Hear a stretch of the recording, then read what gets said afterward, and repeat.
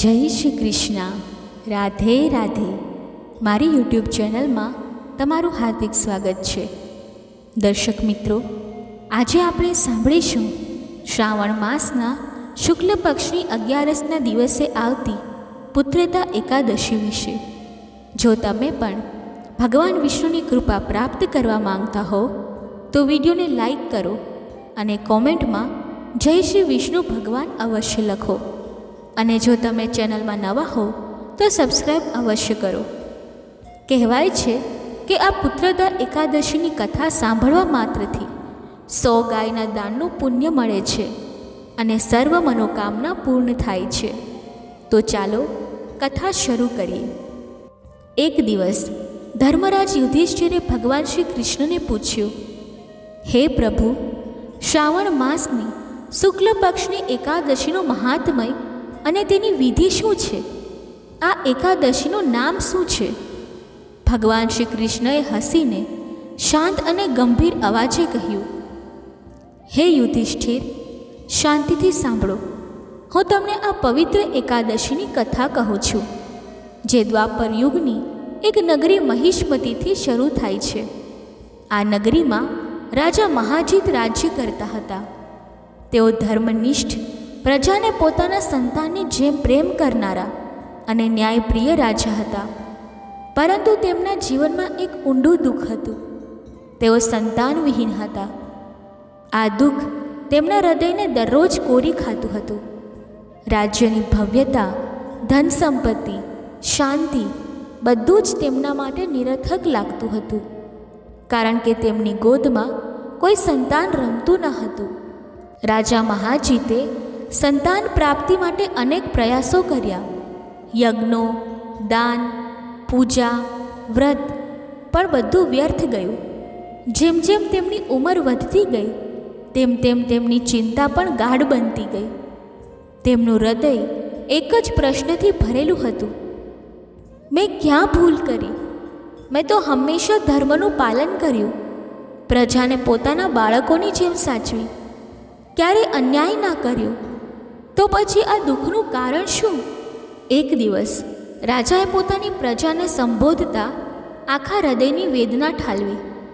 તેમણે કહ્યું, હે મારી પ્રિય પ્રજા, મેં ક્યારેય પાપ નથી કર્યું, ના તો કોઈની સાથે રાગ દ્વેષ રાખ્યો, ના દેવતાઓ કે બ્રાહ્મણોનું દાન છીનવ્યું. મેં હંમેશા તમને મારા સંતાનની જેમ પ્રેમ આપ્યો, ન્યાય આપ્યો, અપરાધીઓને દંડ આપ્યો. પણ છતાં આજે હું આ અસહ્ય દુઃખ ભોગવું છું. આનું કારણ શું? રાજાના આ શબ્દો સાંભળી પ્રજાના હૃદય પણ ભીના થઈ ગયા. તેમના રાજાની આ વેદના તેમની પોતાની હતી. રાજા મહાજીતે આ દુઃખનું કારણ જાણવા માટે પોતાના મંત્રીઓ સાથે વનમાં જવાનું નક્કી કર્યું. વનમાં પહોંચીને તેમણે અનેક ઋષિ મુનિઓના દર્શન કર્યા. પણ જ્યારે તેમની નજર મહર્ષિ લોમસ પર પડી ત્યારે તેમના હૃદયમાં એક આશાનું કિરણ જાગ્યું. મહર્ષિ લોમસ એવા મહાન ઋષિ હતા જેમનું તેજ દૂરથી દેખાતું હતું. તેમના ચહેરા પર શાંતિ અને જ્ઞાનનો પ્રકાશ હતો. રાજા અને તેમના મંત્રીઓએ ઋષિને પ્રણામ કર્યા અને નમ્રતાપૂર્વક બેઠા. મહર્ષિ લોમસે હળવા હાસ્ય સાથે પૂછ્યું, હે રાજન, તમે અને તમારા મંત્રીઓ અહીં કેવા પ્રયોજનથી આવ્યા છો? તમારું દુઃખ શું છે? મારાથી જે બનશે તે હું અવશ્ય કરીશ, કારણ કે મારું શરીર પરોપકાર માટે જ બન્યું છે.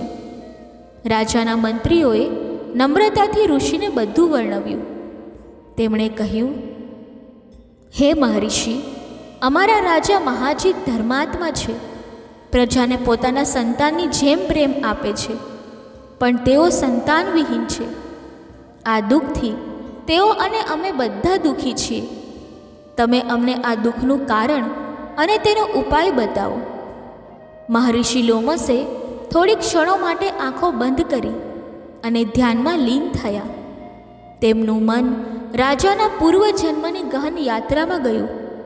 થોડી વાર પછી ઋષિએ ગંભીર અવાજે કહ્યું, હે સજ્જનો, તમારા રાજાના આ દુઃખનું કારણ તેમનો પૂર્વજન્મ છે.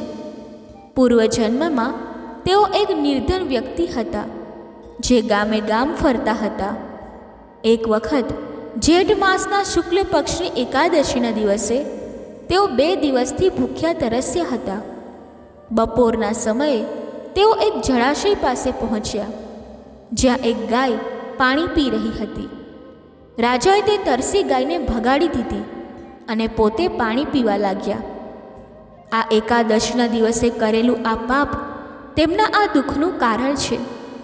ભૂખ્યા રહેવાથી તેઓ આ જન્મમાં રાજા બન્યા, પણ ગાયને તરસી રાખવાના પાપે તેમને સંતાન વિહીન રાખ્યા. આ સાંભળીને મંત્રીઓના હૃદય ભારે થઈ ગયા. તેમણે ઋષિને પૂછ્યું, હે મહર્ષિ, શાસ્ત્રો કહે છે કે પુણ્યથી પાપ નાશ પામે છે. કૃપા કરીને અમને એવો ઉપાય બતાવો જેનાથી રાજાનું આ પાપ નષ્ટ થાય અને તેમને સંતાન પ્રાપ્ત થાય. મહર્ષિ લોમસે હળવું હાસ્ય કર્યું અને કહ્યું, હે સજ્જનો, જો તમે બધા શ્રાવણ માસના શુક્લ પક્ષની પુત્રદા એકાદશીનું વ્રત પૂર્ણ ભક્તિથી કરો, રાત્રે જાગરણ કરો અને તેનું પુણ્ય રાજાને અર્પણ કરો, તો રાજાનું આ પાપ નષ્ટ થશે અને તેમને સંતાન પ્રાપ્ત થશે. આ સાંભળીને મંત્રીઓ અને પ્રજાના ચહેરા પર આશાનો ઉજાસ પથરાઈ ગયો. મહર્ષિ લોમસના શબ્દો હૃદયમાં લઈને મહિષ્મતી નગરીની પ્રજા અને મંત્રીઓ નવી આશા સાથે પાછા ફર્યા હતા. તેમના ચહેરા પર એક નવો ઉત્સાહ હતો, કારણ કે તેમને વિશ્વાસ હતો કે તેમના રાજાનું દુઃખ હવે દૂર થવાનું છે. શ્રાવણ માસનો શુક્લ પક્ષ આવ્યો અને એકાદશીનો પવિત્ર દિવસ નજીક આવ્યો. પ્રજાએ એક ચિત્તે નક્કી કર્યું કે આ વ્રતને પૂર્ણ ભક્તિથી કરશે, જેથી તેમના પ્રિય રાજાને સંતાનનું સુખ મળે. એ દિવસે નગરીમાં એક અલૌકિક શાંતિ અને ભક્તિનું વાતાવરણ હતું. દરેક ઘરમાં દીવા પ્રગટાવવામાં આવ્યા. ભગવાન વિષ્ણુની પૂજા માટે ફૂલોની માળાઓ બનાવવામાં આવી અને લોકો શુદ્ધ મનથી વ્રતની તૈયારીમાં લાગી ગયા. એકાદશીના દિવસે સૂરજની પહેલી કિરણ સાથે નગરીના લોકોએ સ્નાન કરી શુદ્ધ વસ્ત્રો ધારણ કર્યા અને ભગવાન વિષ્ણુની મૂર્તિ સમક્ષ બેસી ગયા. તેમણે દીપ, ધૂપ, ફળ, ફૂલ અને તુલસીના પાનથી પૂજા કરી. દરેકના હૃદયમાં એક જ ભાવના હતી, હે નારાયણ, અમારા રાજાનું દુઃખ દૂર કરો, તેમની ગોદમાં સંતાનનું સુખ આપો. રાત્રે જાગરણનો સમય આવ્યો. નગરીના ચોકમાં લોકો એકઠા થયા, ભજનો ગવાયા, ભગવાનની લીલાઓની કથાઓ કહેવામાં આવી. બાળકો, યુવાનો, વૃદ્ધો બધા એકસાથે ભગવાનના નામમાં લીન થઈ ગયા. તે રાત્રે નગરીની હવામાં એક દિવ્ય ઉર્જા વહેતી હતી, જાણે ભગવાન વિષ્ણુ સ્વયં ત્યાં હાજર હોય. દ્વાદશીના દિવસે લોકોએ વ્રતનું પારણું કર્યું અને આ વ્રતનું સમગ્ર પુણ્ય રાજા મહાજીતને અર્પણ કર્યું. તેમની આંખોમાં આશા અને શ્રદ્ધાના આંસુ હતા, કારણ કે તેમને ખાતરી હતી કે આ પુણ્ય રાજાના જીવનમાં નવો પ્રકાશ લાવશે. અને એવું જ થયું. થોડા સમય પછી રાણીએ ગર્ભ ધારણ કર્યો. નગરીમાં ખુશીનો પાર ન રહ્યો. રાજાના મહેલમાં ફરી એકવાર હાસ્ય અને આનંદનો ઉજાસ પથરાયો. 9 મહિના પછી રાણીએ એક તેજસ્વી સુંદર પુત્રને જન્મ આપ્યો. રાજા મહાજીતની આંખોમાં આનંદના આંસુ ઝળકી ઉઠ્યા. તેમણે પોતાના પુત્રને ગોદમાં લઈ ભગવાન વિષ્ણુનો આભાર માન્યો અને પ્રજાનો હૃદયથી આભાર વ્યક્ત કર્યો. તેમનું દુઃખ જે વર્ષોથી તેમના હૃદયને ભારે કરતું હતું, હવે એક સુંદર સ્વપ્નમાં ફેરવાઈ ગયું હતું. ભગવાન શ્રી કૃષ્ણએ યુધિષ્ઠિરને કહ્યું, હે રાજન, આ એકાદશીનું નામ પુત્રદા એટલે પુત્ર આપનારી એકાદશી છે. આ વ્રતની શક્તિ એટલી અદ્ભુત છે કે તે માત્ર સંતાન જ નહીં, પણ આ લોકમાં સુખ અને પરલોકમાં સ્વર્ગ પણ આપે છે. શ્રી કૃષ્ણએ ઉમેર્યું, જે કોઈ આ વ્રતને શ્રદ્ધાથી કરે છે તેના સર્વ પાપો નષ્ટ થાય છે.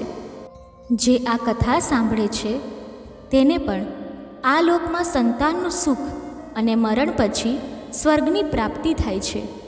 આ કથા સાંભળીને યુધિષ્ઠિરનું હૃદય ભક્તિથી ભરાઈ ગયું. તેમણે ભગવાનના ચરણોમાં નમન કર્યું અને આ પવિત્ર વ્રતનું મહત્ત્વ સમજ્યું. આ રીતે ભવિષ્ય પુરાણમાં શ્રાવણ શુક્લ પક્ષની પુત્રદા એકાદશીનું મહાત્મ્ય વર્ણવાયું છે. આ વ્રતની શક્તિ અદ્ભુત છે.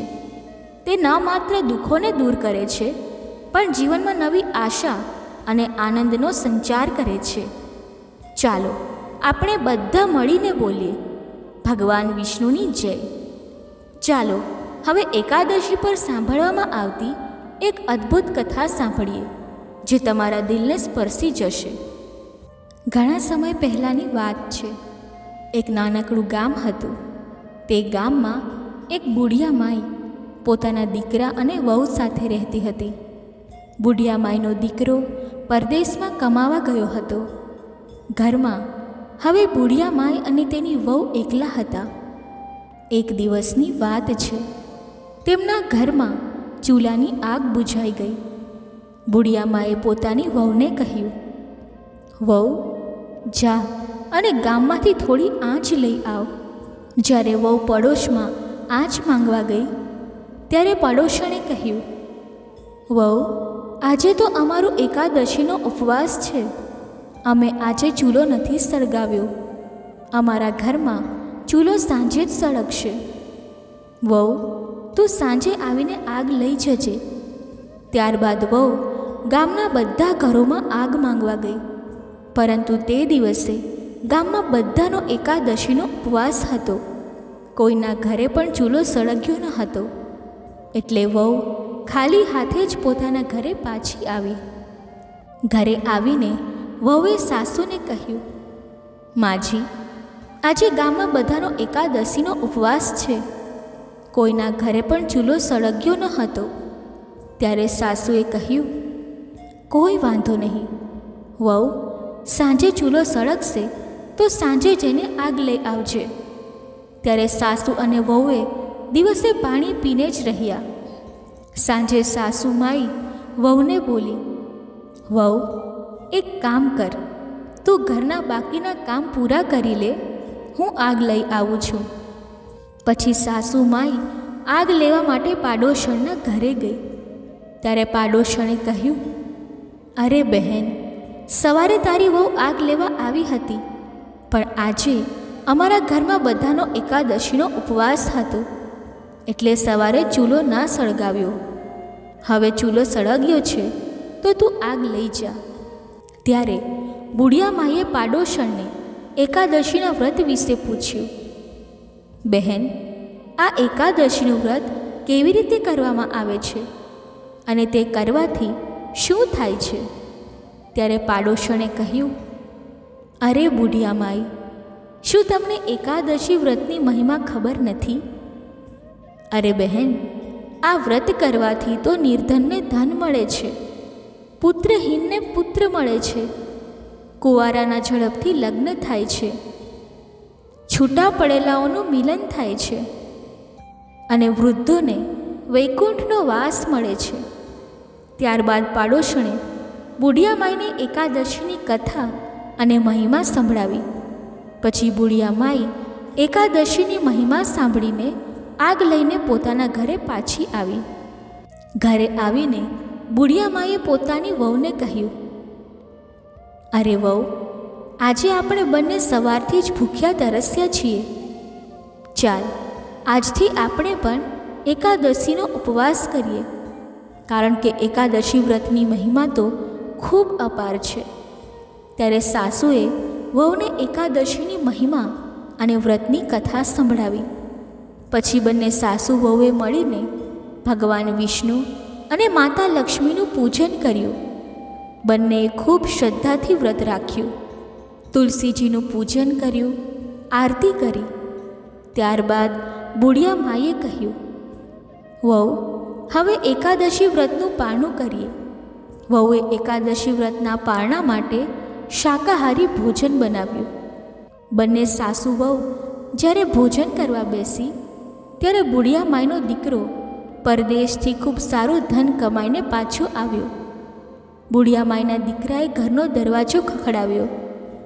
માએ મનમાં વિચાર્યું કે પહેલાં વ્રતનું પારણું કરી લઉં, પછી દરવાજો ખોલીશ. પરંતુ વહુએ જ્યારે સાંભળ્યું કે તેનો પતિ આવ્યો છે તો તે પતિના આવવાના સમાચારથી ઉતાવળી થઈ ગઈ.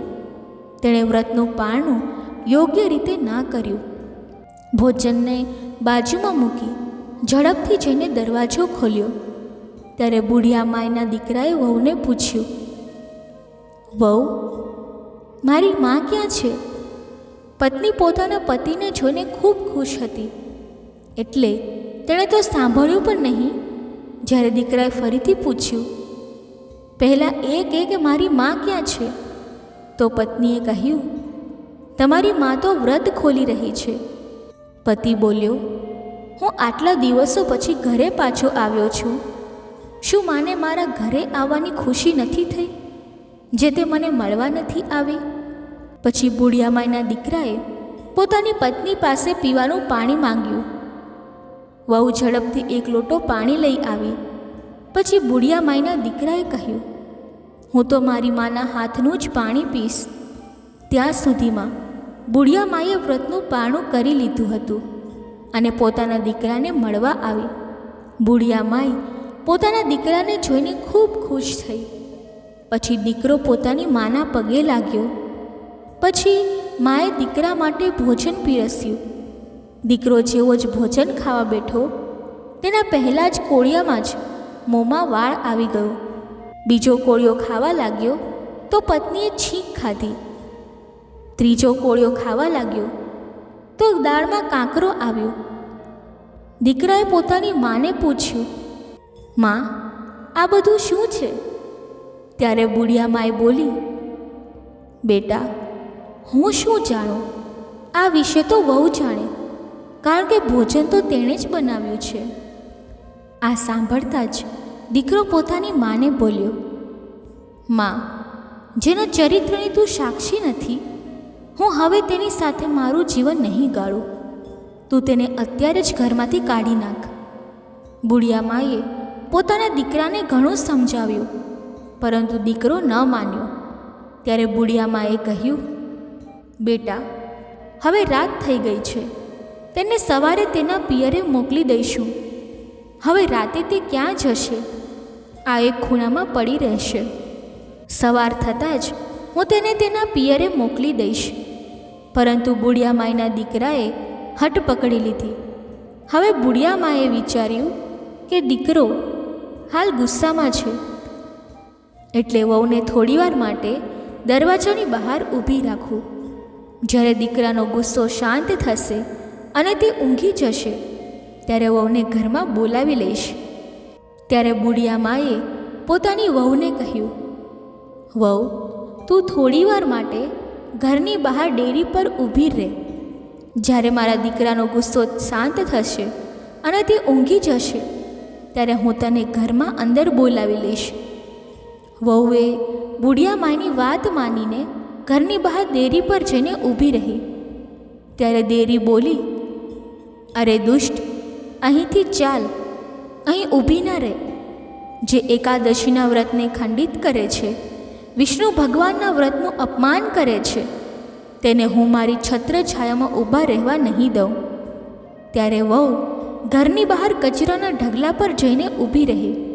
ત્યાં કચરો બોલ્યો, અરે પાપીણી, મારા કચરામાં પણ આટલું વજન નથી જેટલું તારા પાપમાં છે. ચાલ, દૂર જઈને ઊભી રહે. આ રીતે વહુ જ્યાં જ્યાં જતી ત્યાંથી તેને ધૂતકારીને ભગાડવામાં આવતી. દુઃખી થઈને વહુ જંગલમાં ચાલી ગઈ. ભૂખી, તરસી, ડરેલી, સહેમેલી તે રાત્રે આમ તેમ ભટકતી રહી. ત્યારે તે એક બાંધણી વગરના કૂવામાં જઈને પડી ગઈ. આખી રાત વહુએ કૂવામાં જ વિતાવી. બીજે દિવસે સવારે તે જ નગરનો રાજા શિકાર કરવા માટે તે જ વનમાં પહોંચ્યો. ત્યારે કૂવામાંથી વહુએ બૂમો પાડી, બચાવો, બચાવો.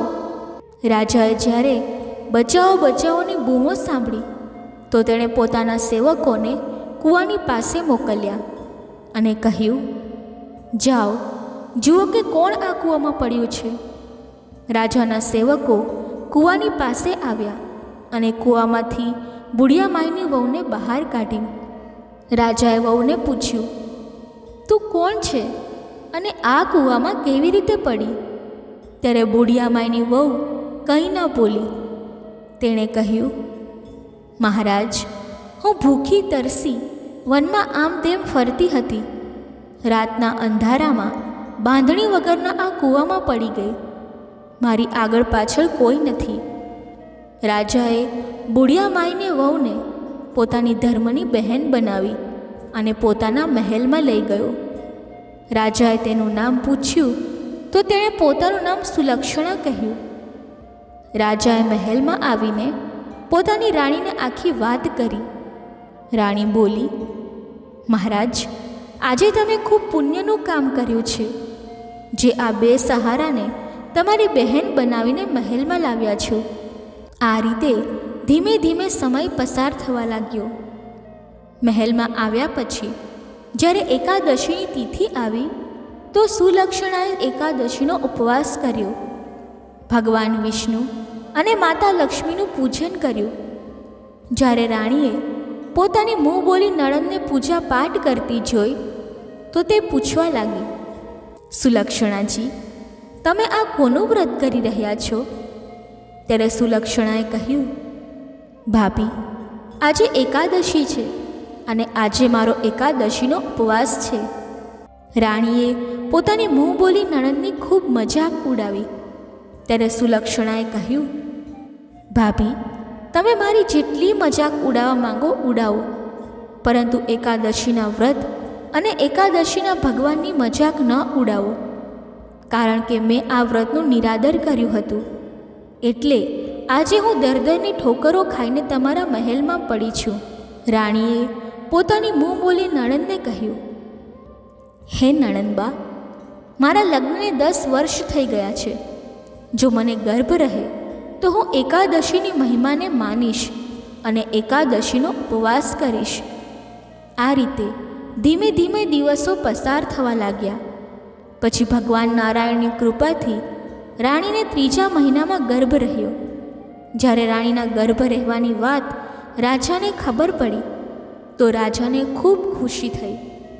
ત્યારે મુંહ મોલી નણંદે પોતાની ભાભીને કહ્યું, ભાભી, તમે સંકલ્પ લીધો હતો કે જ્યારે મને ગર્ભ રહેશે ત્યારે હું એકાદશીનો ઉપવાસ કરીશ, એટલે હવે તમારે એકાદશીનો ઉપવાસ કરવો જોઈએ. રાણી હસતા બોલી, હા નણંદજી, જો મને પુત્ર થશે તો હું ચોક્કસ કરીશ. આ રીતે ધીમે ધીમે સમય પસાર થયો અને 9મા મહિનામાં રાણીને પુત્ર થયો. પરંતુ રાણી વ્રતની વાત ભૂલી ગઈ અને તે તરફ ધ્યાન ન આપ્યું. આ બાજુ સુલક્ષણાએ 26 એકાદશીના ઉપવાસ પૂરા કર્યા. પછી એક દિવસ તેણે ધૂમધામથી એકાદશીના વ્રતનું ઉદ્યાપન પણ કર્યું. તેના થોડા સમય પછી રાણીનો રાજકુમાર બીમાર પડ્યો અને એટલો બીમાર પડ્યો કે તેણે ખાટલો પકડી લીધો. રાજા રાણીએ પોતાના પુત્ર માટે બધા નીમ હકીમો અને વૈદ્યોને બતાવ્યું. જાણીતા વૈદ્યોને બોલાવ્યા, જેણે જે કહ્યું તે બધું કર્યું, પરંતુ રાજકુમારને કોઈ ફાયદો દેખાયો નહીં. પછી રાજાએ એક જ્યોતિષીને બોલાવ્યો અને પોતાના પુત્રને બતાવીને તેના સ્વસ્થ થવાનો ઉપાય પૂછ્યો. જ્યોતિષીએ કહ્યું, મહારાજ, જો તમારા મહેલમાં કે નગરમાં કોઈએ 26 એકાદશીના ઉપવાસ કર્યા હોય અને તે પોતાના એકાદશીના વ્રતનું ફળ તમારા પુત્રને આપે તો તમારો પુત્ર સ્વસ્થ થઈ શકે છે. રાજાએ પોતાના આખા નગરમાં ઢંઢેરો પીટાવ્યો કે જો કોઈએ 26 એકાદશીના ઉપવાસ કર્યા હોય તો તે પોતાના એકાદશીના વ્રતનું ફળ મારા રાજકુમારને આપે. બદલામાં હું તેને મોં માગ્યું ઇનામ આપીશ. પરંતુ આખા નગરમાં એવું કોઈ ન હતું જેણે 26 એકાદશીનો ઉપવાસ કર્યા હોય કોઈએ 10 એકાદશી કરી, કોઈએ 15 એકાદશીના ઉપવાસ કર્યા, કોઈએ 1 કે 2 અને કોઈએ 1 પણ નહોતી કરી. જ્યારે મુંમોલી બહેન સુલક્ષણાને ખબર પડી કે રાજાએ નગરમાં ઢંઢેરો પીટાવ્યો છે, ત્યારે તે રાજા રાણી પાસે આવી. તેણે રાજા રાણીને કહ્યું, મહારાજ, હું મારા 26 એકાદશીના વ્રતનું પુણ્ય તમારા પુત્રને આપવા તૈયાર છું, કારણ કે મેં 26 એકાદશીના ઉપવાસ કર્યા છે. રાજા રાણી તેમને હાથ જોડ્યા. સુલક્ષણાએ કહ્યું, મહારાજ, તમે મારા હાથ ન જોડો. જો હાથ જોડવા જ હોય તો ભગવાન વિષ્ણુ અને માતા લક્ષ્મીને હાથ જોડો, કારણ કે રાણીએ સંકલ્પ લીધો હતો કે જો તેમને પુત્ર થશે તો તે એકાદશીનો ઉપવાસ કરશે. પરંતુ રાણી સાહેબા, તમે એકાદશીનો ઉપવાસ કરવાનું ભૂલી ગયા. આ સાંભળીને રાણીને પોતાની ભૂલનો અહેસાસ થયો. તેણે તે જ સમયે ભગવાન વિષ્ણુ અને માતા લક્ષ્મી પાસે પોતાના ભૂલની માફી માંગી. રાણીની સાથે રાજાએ પણ એકાદશીના વ્રતનો સંકલ્પ લીધો. પછી સુલક્ષણાએ પોતાના એકાદશી વ્રતનું ફળ રાજા રાણીના પુત્રને આપ્યું, જેથી રાજકુમાર એકદમ સ્વસ્થ થઈ ગયો. રાજાએ પોતાની મોલી બહેન સુલક્ષણાને ખૂબ ધન આપવાની કોશિશ કરી, પરંતુ સુલક્ષણાએ ધન લેવાની ના પાડી. તેણે કહ્યું, મહારાજ, તમે મને બહેન બનાવી છે. આ સંબંધે હું રાજકુમારની ફોઈ થઈ અને પોતાના ભત્રીજાની જાન બચાવી તો એક ફોઈનું કર્તવ્ય છે. આ માટે હું તમારી પાસેથી ધન નહીં લઉં. આ રીતે રાજા, રાણી અને સુલક્ષણા ખૂબ ખુશીથી રહેવા લાગ્યા. સમય વીતતો ગયો અને ફરી એકાદશી આવી તો રાજા, રાણી અને તેમની મોલી બહેન ત્રણેય એકાદશીનું વ્રત રાખ્યું અને માતા લક્ષ્મી તેમજ ભગવાન વિષ્ણુનું પૂજન કર્યું. આ બાજુ એકાદશીનો ઉપવાસ કરવાની સાથે સાથે સુલક્ષણાની બધી ભૂલો અને પાપો ક્ષમા થઈ ગયા હતા. બીજી તરફ બુઢિયા માઈના દીકરાને પણ સદબુદ્ધિ પ્રાપ્ત થઈ કે સુલક્ષણા એકાદશીનું વ્રત કરતી હતી અને તેના જ પ્રતાપથી હવે તેને પોતાની પત્નીની યાદ આવી. એક દિવસ સુલક્ષણાનો પતિ પોતાની માને બોલ્યો, માં, હું તારી વહુને લેવા તેના પિયરે જાઉં છું. બુઢિયા માઈ આ સાંભળીને ખૂબ ખુશ થઈ. બુઢિયા માઈનો દીકરો પોતાના સાસરે પહોંચ્યો, પરંતુ ત્યાં ખબર પડી કે વહુ તો અહીં આવી જ નથી. ત્યારે બુઢિયા માઈના દીકરાએ પોતાની પત્નીના ખોવાઈ જવાની જાણ કરવા રાજાના મહેલમાં જવાનું નક્કી કર્યું. ત્યાં તેણે પોતાની પત્નીને રાજાના બગીચામાં ઝૂલો ઝૂલતી જોઈ. બુઢિયા માઈના દીકરાએ માળીને પૂછ્યું, હે માળી, તે સુંદર યુવતી જે ઝૂલો ઝૂલી રહી હતી તે કોણ છે? માળીએ કહ્યું, આ બિચારી તો 2 વર્ષ પહેલાં જંગલના એક કૂવામાં પડેલી હતી. રાજા શિકાર કરવા ગયા હતા ત્યારે તેમણે પોતાના સેવકોને કહીને તેને બચાવી અને પોતાની મોલી બહેન બનાવીને મહેલમાં લાવ્યા. આ બિચારીનો તો આ સંસારમાં કોઈ નથી. ત્યારે સુલક્ષણાની નજર પોતાના પતિ પર પડી. તેણે પોતાના પતિને ઓળખી લીધો અને શરમાઈને લજ્જાઈને મહેલમાં ચાલી ગઈ.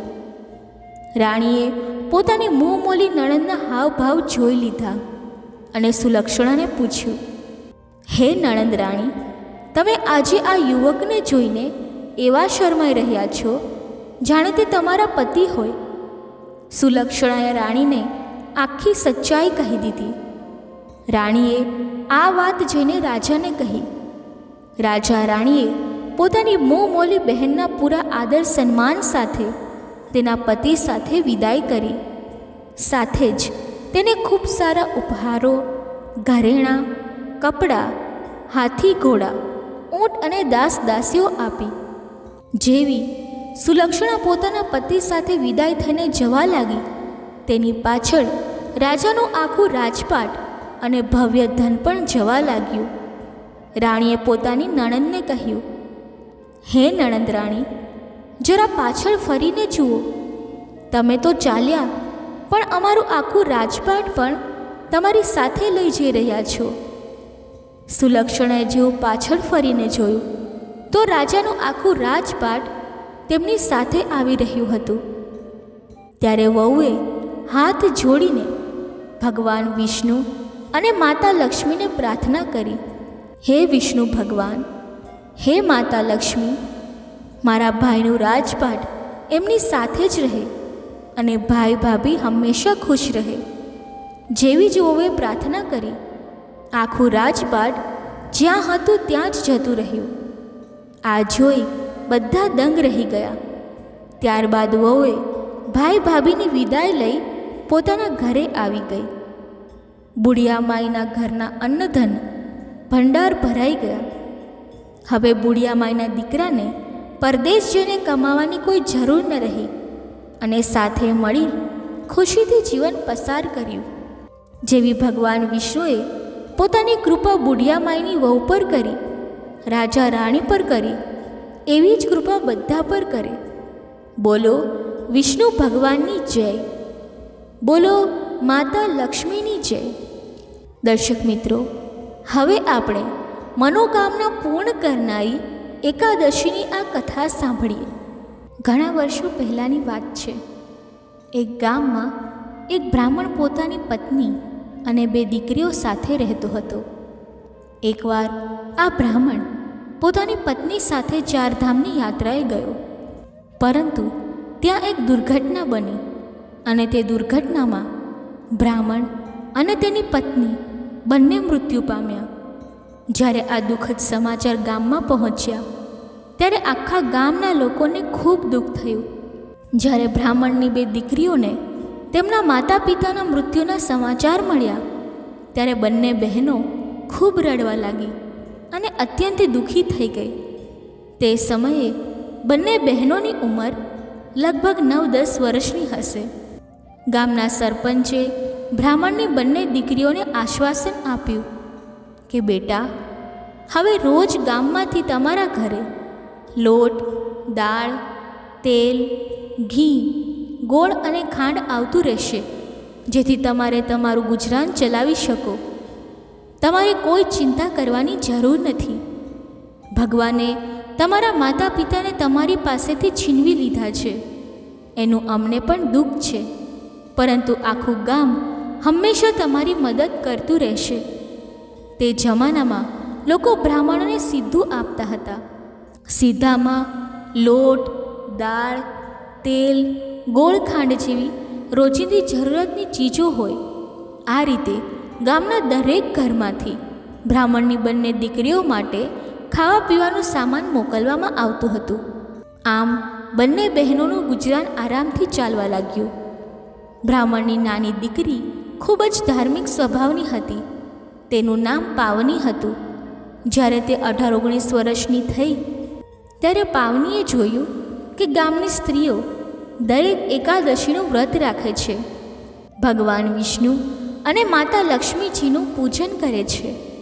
આ જોઈને પાવનીએ પોતાની મોટી બહેનને કહ્યું, જીજી, ગામની બધી સ્ત્રીઓ દરેક એકાદશીનું વ્રત રાખે છે, ભગવાન વિષ્ણુ અને માતા લક્ષ્મીનું પૂજન કરે છે અને એકાદશીનું મહાત્મય તથા કથાઓ સાંભળે છે. આથી આપણે પણ દરેક એકાદશીનું વ્રત રાખવું જોઈએ, ભગવાન વિષ્ણુ અને માતા લક્ષ્મીનું પૂજન કરવું જોઈએ અને એકાદશીનું મહાત્મય સાંભળવું જોઈએ. મોટી બહેને નાની બહેનને જવાબ આપ્યો, નાની, તું જ આ વ્રત કરી લે, મારાથી તો આ ભૂખ સહન થતી નથી. અને તેણે એકાદશી વ્રતની મશ્કરી કરી. આગલી એકાદશીએ નાની બહેન પાવનીએ સંપૂર્ણ શ્રદ્ધા અને લગનથી એકાદશીનું વ્રત રાખવાનું શરૂ કર્યું. તે ગામની સ્ત્રીઓ સાથે બેસીને એકાદશીનું મહાત્મય અને કથાઓ સાંભળવા લાગી. આ રીતે ધીમે ધીમે સમય પસાર થવા લાગ્યો. એક દિવસ ગામમાં કાશી બનારસથી સાધુ સંતોની એક ટોળી આવી. તેઓ ગામમાં 10-15 દિવસ રોકાઈને પ્રવચન આપવા લાગ્યા. 10-15 દિવસ પછી જ્યારે સાધુ સંતોની ટોળી તીર્થયાત્રા માટે આગળ પ્રસ્થાન કરવા નીકળી, ત્યારે મોટી બહેન આ સાધુ સંન્યાસીઓની ટોળી સાથે જતી રહી. પરંતુ નાની બહેન પાવનીએ પોતાનું ઘર ના છોડ્યું. તે ખૂબ જ સાદગીથી પોતાના ગામમાં પોતાના ઘરમાં રહેવા લાગી. જો કે મોટી બહેનના જવાથી તેને ખૂબ દુઃખ થયું હતું. એક દિવસ ગામના સરપંચે ચોપાલમાં નિર્ણય લીધો કે આપણે બ્રાહ્મણની નાની દીકરી પાવનીના લગ્ન કરાવી દેવા જોઈએ, કારણ કે તેની મોટી બહેન તો સાધુ સંતોની ટોળી સાથે ચાલી ગઈ છે. આથી આપણે તેના લગ્ન જલ્દીથી જલ્દી કરાવવા જોઈએ. ગામના બધા લોકોએ આનંદથી સરપંચની વાત માની લીધી અને પાવનીના લગ્ન માટે બધાએ ઉત્સાહથી ભાગ લીધો. બ્રાહ્મણની નાની દીકરીના લગ્નની તૈયારીઓ જોરશોરથી શરૂ થઈ.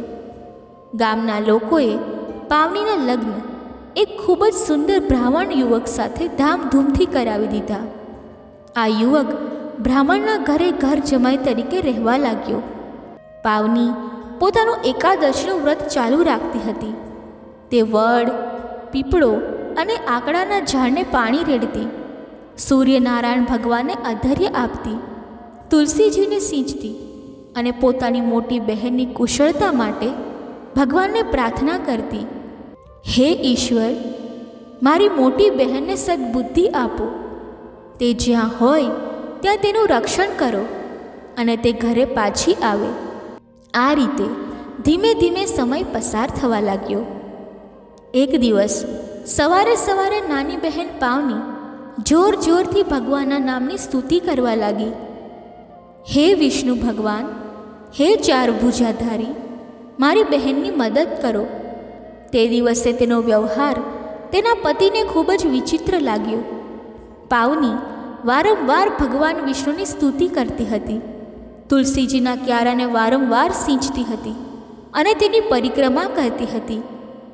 તેના પતિએ પાવનીને પૂછ્યું, અરે ભાગ્યવાન, આજે તને શું થયું છે કે તું વારંવાર તુલસીજીના ક્યારાને સિંચે છે, જોર જોરથી ભગવાનના નામની સ્તુતિ કરે છે અને વારંવાર કહે છે કે મારી બહેનને બચાવો?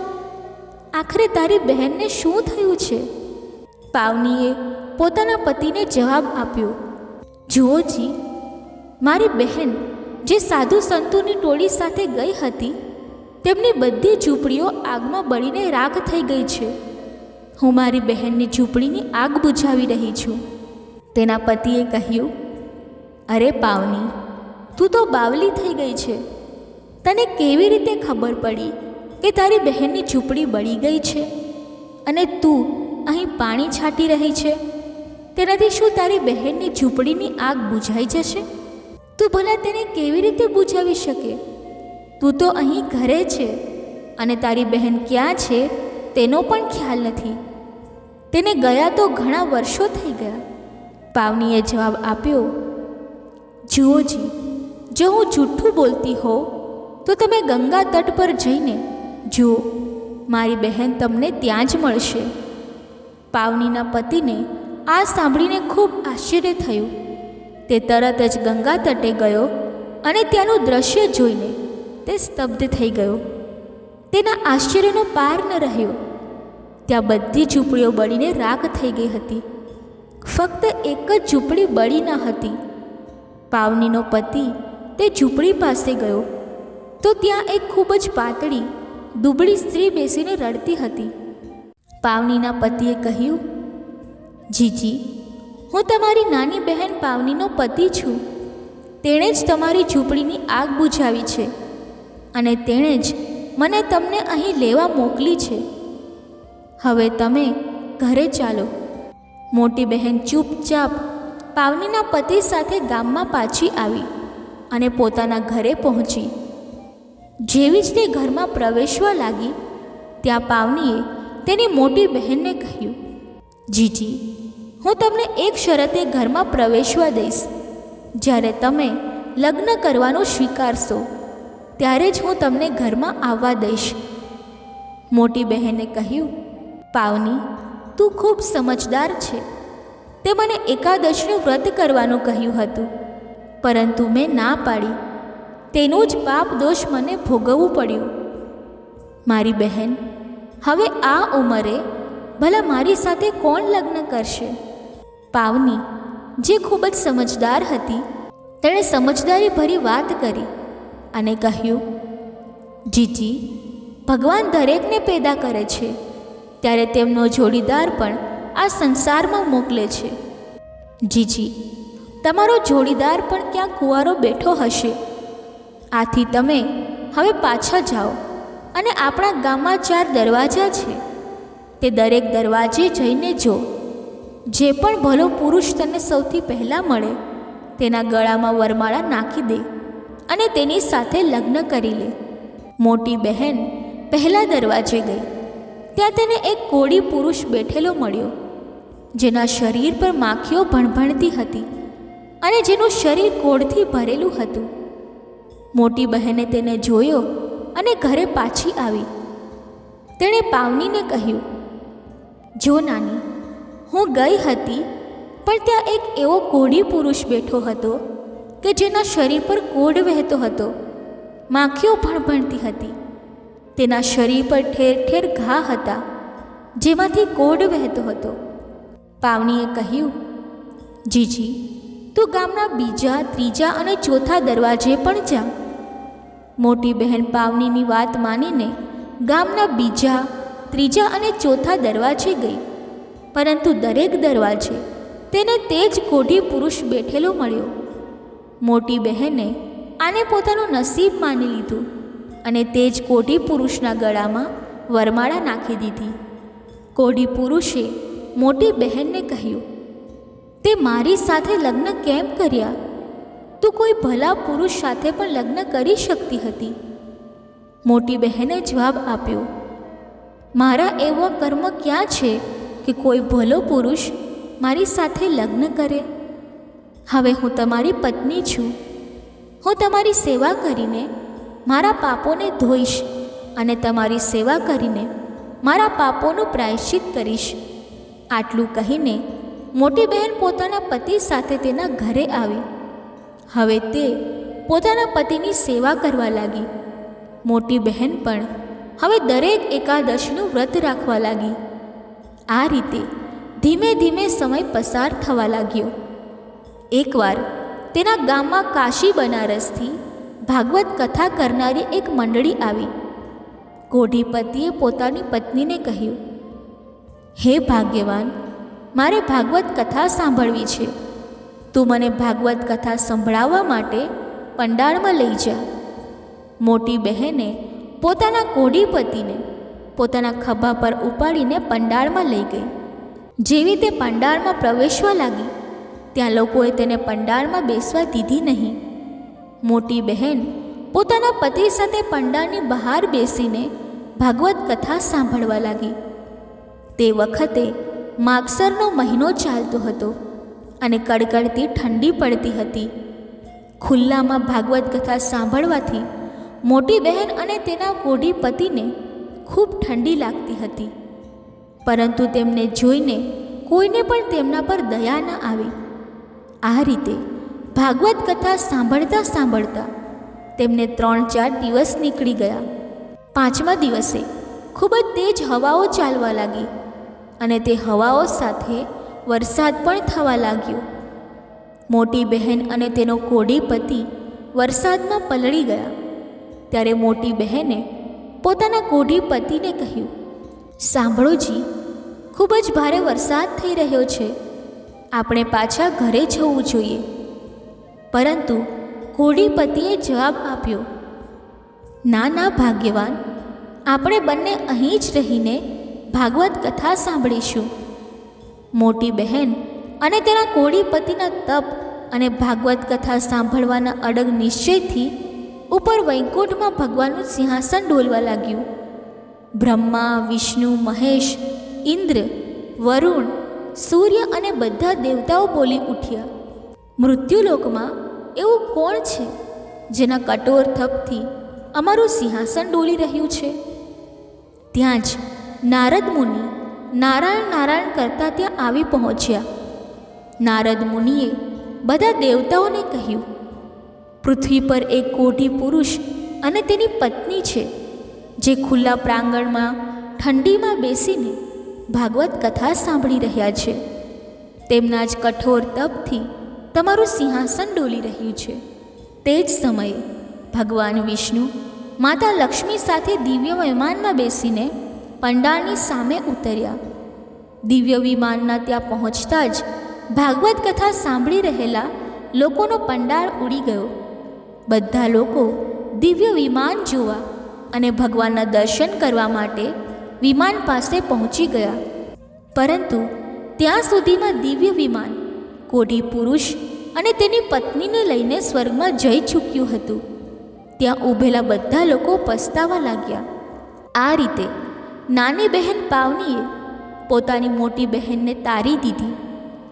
હે એકાદશી માતા, હે ભગવાન વિષ્ણુ, જેવી રીતે તમે મોટી બહેન અને તેના કોઢી પતિને તેમના તપ અને એકાદશી વ્રતનું ફળ આપ્યું, તેવી જ રીતે આ કથા સાંભળનારા અને કહેનારાની બધી મનોકામનાઓ પૂર્ણ કરો. બોલો વિષ્ણુ ભગવાનની જય, બોલો લક્ષ્મી માતાની જય, બોલો એકાદશી માતાની જય. મિત્રો, એકાદશી વ્રતનું સંપૂર્ણ ફળ મેળવવા તેની સાથે સાથે તુલસી માતાની કથા પણ સાંભળવી જોઈએ. ઘણા સમય પહેલાંની વાત છે. એક બુઢિયા માય હતી. તે રોજ સવારે વહેલી ઉઠીને સ્નાન વગેરેથી નિવૃત્ત થઈને તુલસીજીના છોડને પાણી આપતી, ઘીનો દીપક પ્રગટાવતી અને તેની 5 પરિક્રમા કરતી. ભોગ બનાવીને તુલસી માતાને ભોગ ચડાવતી. સાંજે ફરી સંધ્યા આરતી કરતી. ત્યાં બેસીને ભગવાન વિષ્ણુ અને તુલસીજીના 5 ભજનો ગાતી. આ રીતે બુઢિયા માનો સમય ત્યાં જ પસાર થતો. એક દિવસની વાત છે. તુલસી માતાએ વિચાર્યું કે આ બુઢિયા માઈએ આખી ઉંમર મારી પૂજા કરી, પરંતુ તેણે એક પણ એકાદશીનો ઉપવાસ નથી કર્યો, એટલે તેના પાપો હજી ધોવાયા નથી. મારે તેને એક એકાદશીનો ઉપવાસ તો કરાવવો જ જોઈએ. એક દિવસ બુઢિયા માએ રોજની જેમ તુલસીજીની સેવા પૂજા કરતી હતી. ત્યારે તુલસીજીના છોડમાંથી અવાજ આવ્યો, અરે બુઢિયા માઈ, એકાદશીનો ઉપવાસ કર, એકાદશીનો ઉપવાસ કર. અવાજ સાંભળીને બુઢિયા માઈ ડરી ગઈ. તેણે ઉપર નીચે આસપાસ બધે જોયું, પરંતુ કોઈ દેખાયું નહીં. બુઢિયા માઈ ફરી તુલસીજીના છોડની પૂજા કરવા લાગી, પરંતુ ફરી તુલસીજીના છોડમાંથી અવાજ આવ્યો, અરે બુઢિયા માઈ, આમ તેમ શું જુએ છે? હું તુલસી માતા બોલું છું. તે મારી ખૂબ સેવા પૂજા કરી, પરંતુ તે એક પણ એકાદશીનો ઉપવાસ નથી કર્યો. તે મારી સેવા પૂજા કરીને ખૂબ પુણ્ય અર્જ્યું છે, પરંતુ એક પણ એકાદશીનો ઉપવાસ ન કરવાથી તારા પાપો હજુ નાશ પામ્યા નથી. જો બુઢિયા માઈ, તું ઈચ્છે છે કે તારા બધા પાપ ધોવાઈ જાય, તને દીકરો, વહુ અને પૌત્ર મળે અને મરણ પછી સ્વર્ગ મળે, તો તું એક એકાદશીનો ઉપવાસ અવશ્ય કર. બુઢિયા માએ તુલસી માતાને કહ્યું, હે તુલસી માતા, હું તો વિધવા સ્ત્રી છું. મને ક્યાંથી પુત્ર મળશે? અને જો પુત્ર નથી તો વહુ ક્યાંથી આવશે? અને વહુ દીકરો નથી તો પૌત્ર ક્યાંથી આવશે? ત્યારે તુલસીજીના છોડમાંથી અવાજ આવ્યો, અરે બુઢિયા માઈ, તું એકાદશીની મહિમાને નથી જાણતી. એકાદશી વ્રતમાં એટલી શક્તિ છે કે તે બંજર જમીન પર પણ ખેતી ઉગી નીકળે, અંધને આંખો મળે, લૂલા લંગડાને હાથ પગ મળે, વાંજ સ્ત્રીને પુત્ર પ્રાપ્ત થાય. તું એક એકાદશીનો ઉપવાસ કરીને જો, તને તેનો ચમત્કાર જોવા મળશે. પછી સમય પસાર થયો અને એકાદશીનો દિવસ આવ્યો. બુઢિયા માઈએ એકાદશીનો ઉપવાસ રાખ્યો. બીજે દિવસે વ્રતનું પારણું કર્યું. આ રીતે બુઢિયામાએ એકાદશીનો ઉપવાસ કરવા લાગી. એક દિવસ પુત્રદા એકાદશી આવી. બુઢિયામાએ પુત્રદા એકાદશીનો ઉપવાસ રાખ્યો. તે દિવસે બુઢિયામાએ બેસીને વિચારવા લાગી કે મને એકાદશીના વ્રતનું ફળ ક્યારે મળશે, મને દીકરો ક્યારે મળશે, વહુ ક્યારે આવશે અને પૌત્રનું મોં ક્યારે જોવા મળશે. સંધ્યાની આરતીના સમયે જ્યારે બુઢિયામાએ તુલસીના છોડની પૂજા કરી રહી હતી અને દીપક પ્રગટાવી રહી હતી, ત્યારે તેણે તુલસી માતાને પ્રાર્થના કરી, હે તુલસી માતા, મારી મનની મુરાદ પૂરી કરો. મારા જીવનની ડોર તો ખૂબ ટૂંકી છે, ખબર નથી ક્યારે તૂટી જાય. હું મરતા પહેલાં દીકરો, વહુ અને પૌત્રનું મોં જોવા માગું છું. તે જ સમયે તુલસીના છોડમાંથી અવાજ આવ્યો, અરે બુઢિયામાઈ, જો તારો દીકરો હોત તો તેનું નામ તું શું રાખત, અને પૌત્ર હોત તો તેનું નામ શું રાખત? બુઢિયામાએ તુલસી માતાને હાથ જોડીને કહ્યું, હે તુલસી માતા, જો મારો દીકરો હોત તો હું તેનું નામ પુરુષોત્તમ રાખત અને તેના પૌત્રનું નામ કનૈયા રાખત. તુલસીજીના છોડમાંથી અવાજ આવ્યો, બુઢિયામાએ, તો પછી વાર શેની? તું અવાજ લગાવીને જો. બુઢિયામાએ પુરુષોત્તમ બેટા, કાન્હા બેટા કહીને અવાજ લગાવ્યો. ત્યારે ઘરની બહારથી દીકરો, વહુ અને વહુના ખોળામાં 1 વર્ષનો ગોળ મટોળ પૌત્ર સાથે આવતા દેખાયા. આ જોઈને બુઢિયામાએ ગદગદ થઈ ગઈ. ક્યારેક તે તુલસીના છોડને ધોક લગાવતી, ક્યારેક એકાદશી માતાના નામનો જયકારો લગાવતી.